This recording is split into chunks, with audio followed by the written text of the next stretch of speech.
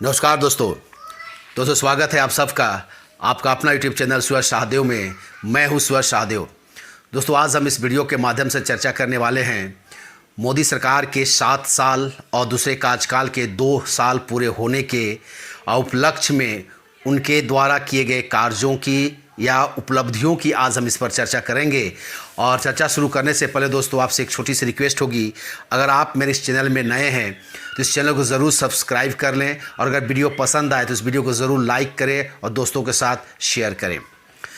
दोस्तों 2014 से लेकर के आज 2021 में इन 7 सालों में मोदी जी ने अपनी राजनीतिक इच्छा शक्ति के द्वारा देश की दिशा और दशा को बदलने के लिए एक भरपूर प्रयास किए हैं और उसमें उनको काफ़ी सफलता भी अर्जित हुई है। मोदी जी ने ये दिखा दिया है कि अगर सरकार में किसी भी सरकार में अगर काम करने की इच्छा शक्ति है तो कोई उनके आगे बाधा नहीं होता है, बाधा नहीं आता है। बाधा आता भी है तो देश की जनता उस बाधा को पार करने के लिए वो काफ़ी मजबूती के साथ उनके बैकबोन के रूप में उनके पीछे खड़ी होती है। और यही हुआ है, देश की जनता मोदी जी के साथ हमेशा पीछे खड़ी रहे हैं और उनका सपोर्ट, उनका समर्थन के बल पर ही मोदी जी ने वो काम कर दिए हैं जो पिछले कई सालों से 70 सालों या 100 सालों से जो कार्य अदालतों के चक्कर खाता रहता था या अदालत में ही पड़े हुए थे, उन कार्यों को, उन कामों को मोदी जी ने, उन मुद्दों को समाप्त करने का उसको काम किया है और देश को आगे बढ़ने के लिए प्रेरित किया है। आज हम इन 7 सालों के मोदी जी के द्वारा किए गए कामों की आज हम यहाँ पर चर्चा करेंगे एक एक करके और उन उपलब्धियों के बारे में। और उन उपलब्धियों के बारे में चर्चा करने बताऊँ दोस्तों, उन उपलब्धियों के कारण न सिर्फ देश बल्कि पूरे विश्व में मोदी जी का, भारत का डंका पिट रहा है।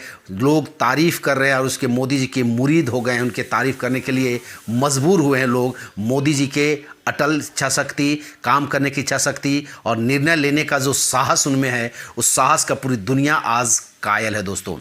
अगर हम बात करें दोस्तों उनके द्वारा जो जब 2014 में जब उन्होंने दिया था, नारा दिया था, उस नारा से लेकर के 2021 तक में आत्मनिर्भर भारत का जो नारा दिया, इन नारों को जो उन्होंने क्या किया है, तो सबसे पहले अगर हम बात करेंगे तो जन कल्याण कार्य के बारे में, तो उनके सबसे बड़ा योगदान जो अगर आज है वो गरीबों के लिए है, दलितों, आदिवासियों के लिए और ऐसे परिवार जो रोज़ दिन कमा कर खाते हैं, वैसे परिवारों के लिए उन्होंने जो सबसे बड़ा काम किया है वो है धन जन योजना।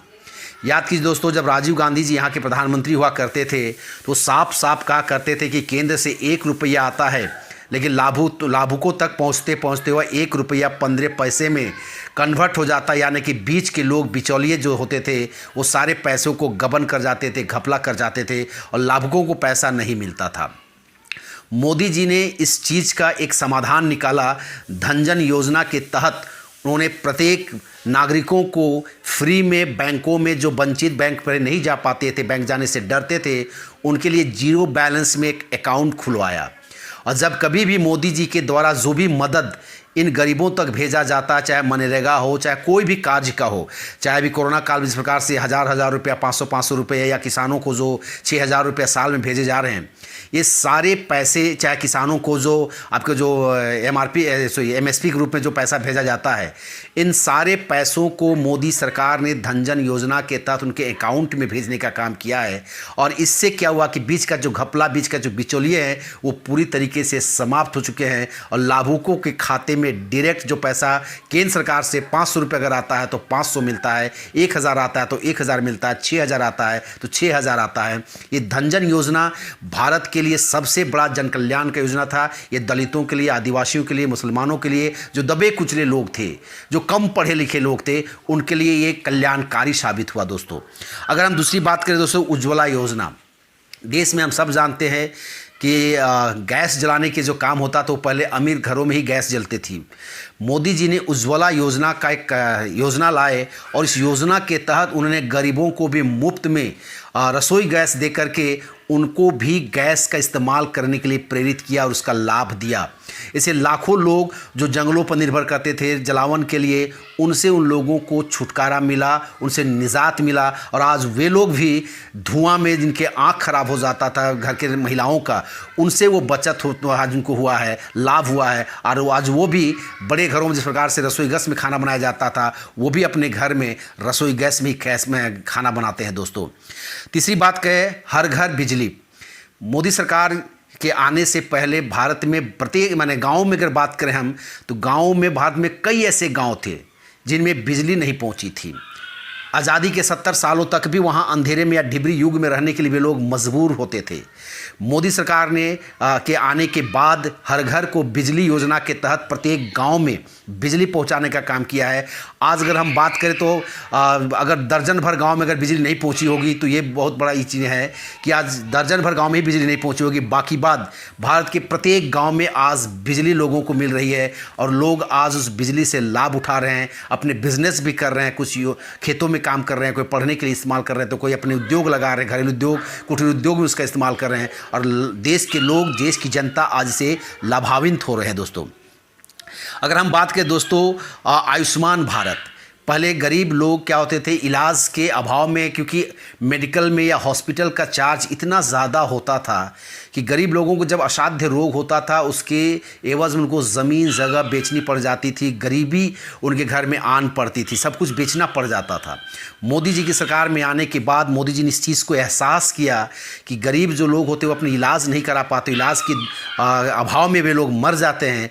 उनके लिए आयुष्मान भारत योजना लाया और प्रत्येक जो मरीज होते थे उनके इलाज के लिए 5 लाख रुपया की व्यवस्था की गई है, जो उसको लेकर के कोई भी गरीब अब 5 लाख तक का इलाज मुफ्त में किसी भी अस्पताल में करा सकती है। इस चीज़ की योजना मोदी जी ने लाकर भारत के गरीबों के लिए या मिडिल क्लास के परिवारों के लिए बहुत बड़ा उपकार का काम किया था दोस्तों। उसके बाद बात करें दोस्तों हम, मोदी जी ने कहा, मोदी जी के कार्यकाल में भारतीय सेना का पराक्रम बहुत ही मजबूत और देखने को मिला। पूरा विश्व भारतीय सेना का पराक्रम देख करके आज उसका कायल, उसका मुरीद है, उसको लोहा मानने के लिए मजबूर है। मोदी जी ने आतंकवाद पर जीरो टॉलरेंस की बात कही।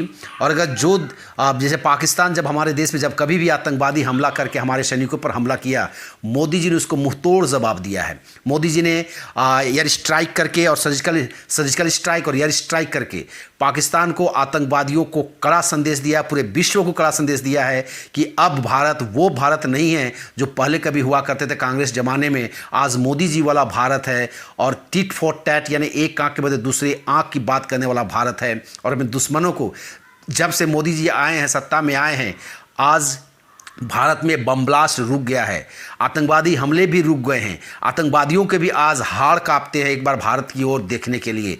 भारत ने चीन के साथ जो गलवान घाटी में जो किया, चीन को मजबूर किया। चीन हमेशा 5-5 किलोमीटर 10-10 किलोमीटर करके वो भारत के सीमा पर घुस करके उसको कब्जा के नीति से कार्य करती थी।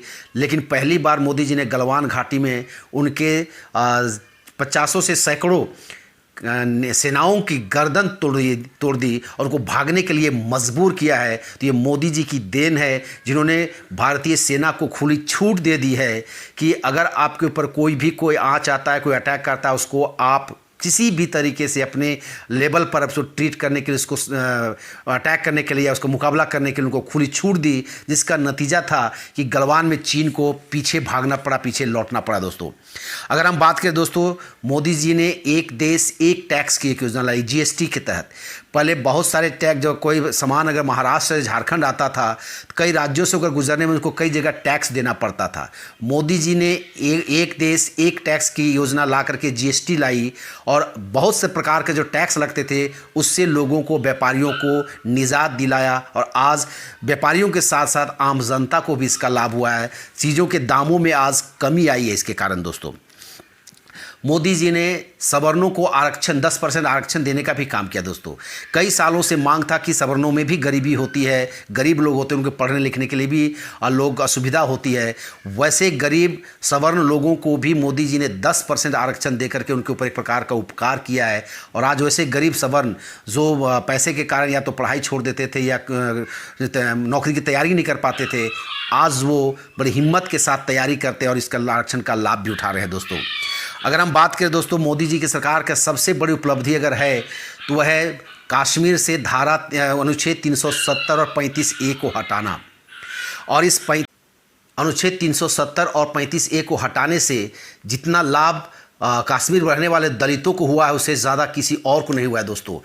पंजाब से गए कुछ दलित जो कश्मीर में काम करने के लिए गए थे, जब उनको परिवार वहाँ पर बस गया और उनकी जनसंख्या बढ़ गई, वे हाईली क्वालिफाइड होने के बावजूद भी कश्मीर में उनको जॉब नहीं मिलती थी, उनको कश्मीर का नागरिक नहीं माना जाता था। जबकि पाकिस्तान से आए, चीन से आए लोगों को वहाँ की नागरिकता दे दी जाती थी, नौकरी दे दी जाती थी, लेकिन पंजाब से गए दलितों को वहाँ पर नौकरी नहीं दी जाती थी।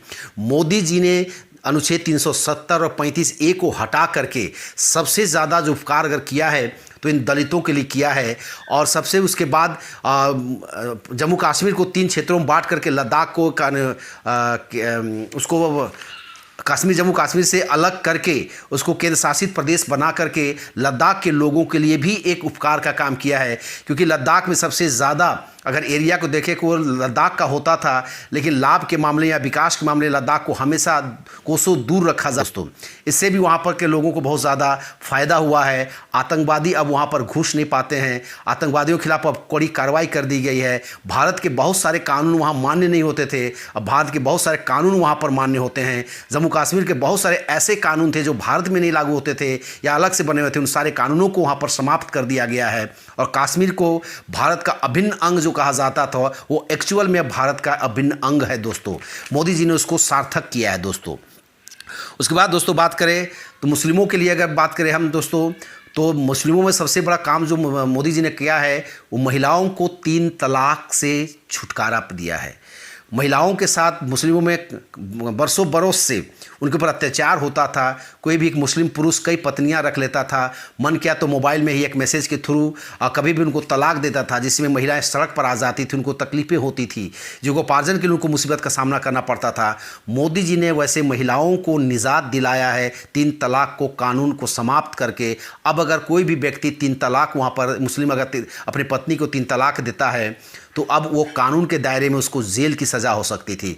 इसके कारण लफ्ज़ जिहाद में भी थोड़ी सी रुकावट मिलेगी, क्योंकि कोई भी मुस्लिम एक पत्नी के रहते कई पत्नियां रख लेती थी और लफ्ज़ जिहाद में वो आगे बढ़ते थे, जिससे भी यह लफ्ज़ जिहाद में एक प्रकार से कुटाराघात हुआ है। उसको रोकने में एक बहुत बड़ी पत्थर का मील का पत्थर यह साबित हुआ है आपका 3 तलाक का कानून बना करके। उसके बाद दोस्तों अगर हम बात करें सिटीजन अमेंडमेंट बिल, भारत में नागरिकता संशोधन कानून बना करके भारत में आए पाकिस्तान से, बांग्लादेश या अन्य देशों से जो यहाँ पर आदिवासी आए हैं, दलित आए हैं, बौद्ध आए हैं, हिंदू आए हैं, क्रिश्चियन आए हैं, जो लोग बहुत सालों से भारत में रह रहे हैं और ये नागरिकता के लिए तरस रहे थे, जिनको नागरिकता के लिए मांग कर रहे थे, इनको नागरिकता नहीं मिल रही थी, मोदी सरकार ने इन लोगों को नागरिकता देने का काम किया है। जिसे भारत में रहने वाले बौद्ध हो, चाहे सिख हो, चाहे जैन हो, चाहे आपके पारसी हो, चाहे हिंदू हो, इन लोगों को नागरिकता देने का जो मोदी सरकार ने किया है, इनके उससे बहुत बड़ा उपकार हुआ है, इन लोगों पर भी उपकार हुआ है दोस्तों। अगर हम बात करें दोस्तों, मोदी सरकार ने 10 सरकारी बैंक को बड़े बड़े बैंकों में विलय कर दिया गया। ये छोटे छोटे बैंक जिसकी खर्च बहुत ज़्यादा था, वर्क फोर्स ज़्यादा था, जिसको पेमेंट में बहुत ज़्यादा खर्च होता था, जिसको मोदी सरकार ने 10 ऐसे सरकारी बैंक थे जिनकी आमदनी कम थी, उनको बड़े बैंकों में विलय कर दिया है और एक बहुत बड़ी खर्च को बचाने का मोदी जी ने काम किया है। मुस्लिमों को जो हज जाने के लिए प्रत्येक साल सब्सिडी दी जाती थी, मोदी जी ने उस सब्सिडी को समाप्त कर दिया है और हर साल 700 करोड़ रुपया की बचत होती है इससे दोस्तों, कि धार्मिक कार्य के लिए कोई सब्सिडी नहीं दिया जाता है। एक प्रकार की तुष्टीकरण की नीति कांग्रेस के द्वारा पिछले 70 सालों से अपनाया जा रहा था, मोदी जी ने उसको समाप्त कर दिया है और हर साल 700 करोड़ रुपया की इससे बचत होती है। वैसे मुस्लिम जो 45 साल से ऊपर की मुस्लिम महिलाएं जो बिना पुरुष अभिभावक के हज नहीं जा पाते थे, उन लोगों को अब हज जाने के लिए भी मोदी सरकार ने अनुमति दे दी है। 45 साल से उम्र के कोई भी महिला अब बिना पुरुष अभिभावक के हज जाने के जा सकती है, उसके लिए कोई कानूनी बाध्यता उनको अब नहीं है। मोदी जी के आने के बाद दोस्तों मोदी जी ने अन्य देशों के साथ जो संबंध को प्रगाढ़ किया है, मजबूत किया है, इससे पहले कि किसी सरकार ने इस ओर ध्यान नहीं दिया था। मोदी जी ने अपने पहले कार्यकाल में लगभग 50 देशों का दौरा किया था, जहां पहले कोई प्रधानमंत्री नहीं गए थे। वैसे वैसे देशों में मोदी जी जा करके भारत के संबंध को अच्छे प्रगाढ़ मजबूत किए हैं, व्यापारिक संबंध को अच्छा किए हैं, और आज वे लोग भारत के समर्थन में खड़े रहते हैं दोस्तों। दूसरे कार्यकाल में मोदी ने 2 साल में 11 देशों का विदेश दौरा किया है दोस्तों, और उनके साथ अच्छा संबंध बनाया है। उसी का नतीजा है कि आज भारत क्वाड का एक प्रमुख सदस्य है दोस्तों, जहां ऑस्ट्रेलिया, जापान, अमेरिका और भारत ये क्वाड जो बनाए हैं, इसमें भारत मजबूती के साथ इसका सदस्य है, और एक प्रकार से भारत दक्षिण एशिया में एक ताकत के रूप में उभरने का काम कर रही है। और मोदी जी के नेतृत्व में पूरे विश्व को ये पता चल गया है कि भारत बहुत मजबूत देश है और कड़े निर्णय लेने वाला देश बन चुका है। अगर हम बात करें दोस्तों किसानों के बारे में बात करें, तो मोदी जी की सरकार के आने के बाद यहाँ पर किसानों का आत्महत्या का केस रुक गया है दोस्तों। अगर देखिएगा गौर से तो हर साल मोदी जी किसानों को 6,000 रुपये अनुदान देते हैं, उनके खातों में भेजते हैं। 2-2 हज़ार रुपया करके 4-4 महीना में सीधे उनके बैंक अकाउंट में पहुंचता है, जिससे कारण किसानों को जो आर्थिक नुकसान होता है या आर्थिक समस्याओं का सामना करना पड़ रहा है, वैसे किसानों को इसे लाभान्वित हो रहे हैं, और उनके ऊपर एक बहुत बड़ा मोदी जी ने उपकार किया है दोस्तों। कोरोना काल में मोदी जी ने जिस प्रकार से कड़ा निर्णय लिया है दोस्तों, पूरे दुनिया ने उसका लोहा माना, पूरे दुनिया मोदी जी का कायल हुआ है दोस्तों। समय पर लॉकडाउन लगा करके मोदी जी ने कोरोना को फैलने से रोक दिया था एक प्रकार से। जहां पूरे दुनिया में लोग लॉकडाउन करने से डरते थे, मोदी जी का साहसिक कदम से भारत में पहला जो वेव आया था उसमें उतना कोरोना नहीं फैल पाया है। जितनी जनसंख्या भारत की थी, अगर भारत में कोरोना दूसरे देशों जैसे अमेरिका, इटली या फ्रांस विश्व प्रकार से फैला था, अगर उसी अंदाज में भारत में फैलता तो भारत में लाखों करोड़ लोग मरते। लेकिन धन्य है मोदी जी का निर्णय, उन्हें समय पर लॉकडाउन लगाया और पूरे देश को इस मुसीबत से बचाया। जब आर्थिक लॉकडाउन का जब उन्होंने घोषणा किया था दोस्तों, तो लोगों को उस आर्थिक समस्याओं का सामना करना पड़ा। मोदी जी ने उनकी मदद के लिए 20 लाख करोड़ रुपया का मदद किया, और लोगों को उनके खाते में हज़ार रुपया, 500 रुपया उनको दिया जाने लगा, हर महीना भेजा जाने लगा, ताकि लोगों को आर्थिक समस्याओं का सामना न करना पड़े। देश की जनता उनके आह्वान पर सामने आकर के लोगों की मदद करने लगे। सूखा राशन की व्यवस्था हो, खाना खिलाने लगे, चाहे भाजपा के कार्यकर्ता हो या देश के अन्य नागरिक जो मोदी जी की समर्थन करते थे, वे लोग मदद करने लिए आगे आए और लोगों की मदद भरपूर किया है दोस्तों, जिससे भारत में बहुत ज़्यादा आर्थिक समस्या का सामना करने के बावजूद भी लोग भूख से नहीं मरे, कोई आर्थिक समस्या का सामना नहीं किया है दोस्तों। अगर हम बात करें दोस्तों मोदी जी के आने के बाद हमारे देश में जो कोरोना फैला था, भारत में एम्स जो है दोस्तों, वो मात्र कांग्रेस ज़माने में 2 ही एम्स बना था। एक 52-56 में बना था, तो एक मनमोहन जी के समय में 12 में बना था।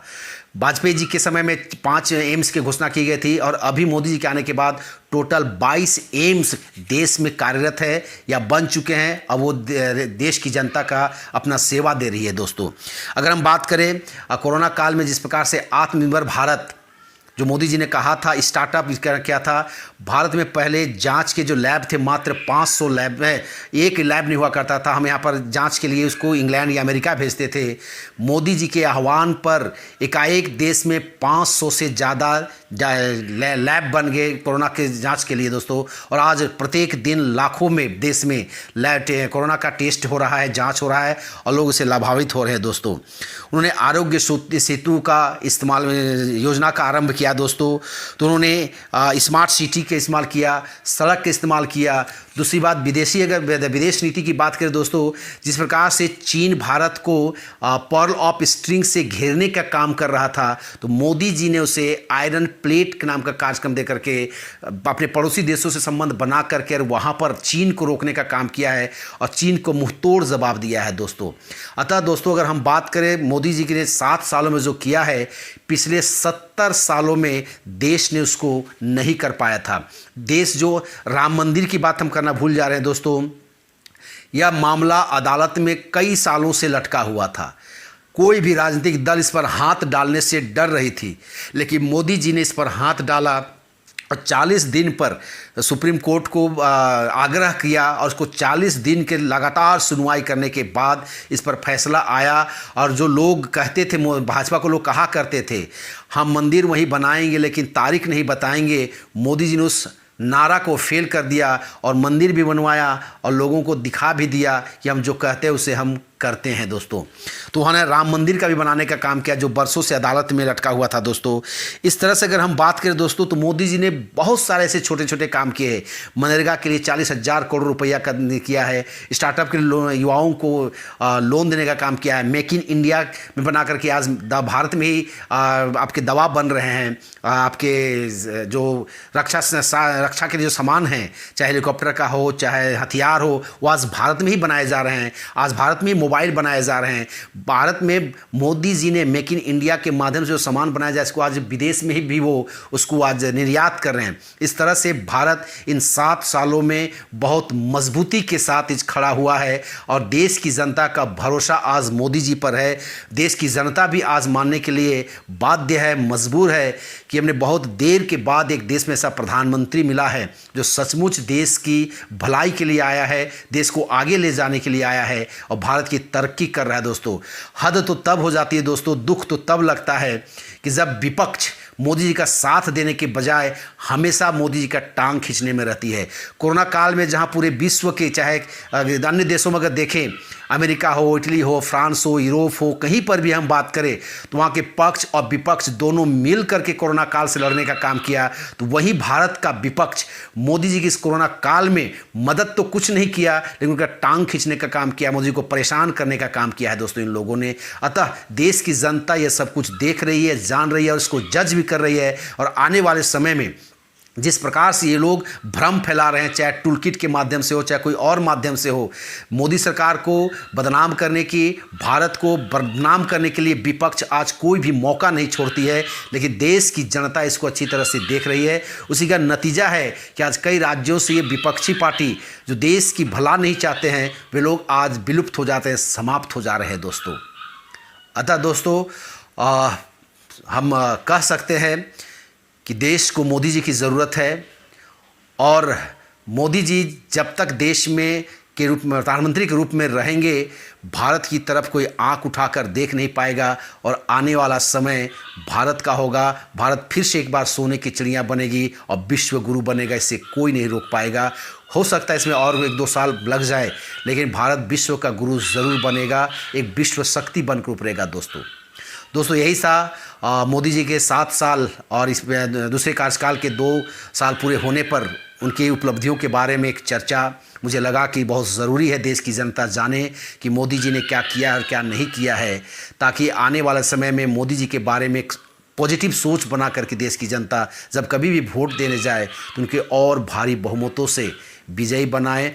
इस बार 303 सीट मिला था, आने वाला साल 2024 में मैं उम्मीद नहीं पूरा भरोसा करूंगा कि मोदी जी को 400 प्लस सीटें मिले और एक मजबूत प्रधानमंत्री के रूप में फिर से मोदी जी आए और देश का कायाकल्प बदले दोस्तों अगर यह वीडियो आपको अच्छा लगा हो तो इस वीडियो को ज़रूर लाइक करें, दोस्तों के साथ शेयर करें और अगर आप इस चैनल में नए हैं तो इस चैनल को ज़रूर एक बार सब्सक्राइब कर लीजिएगा दोस्तों।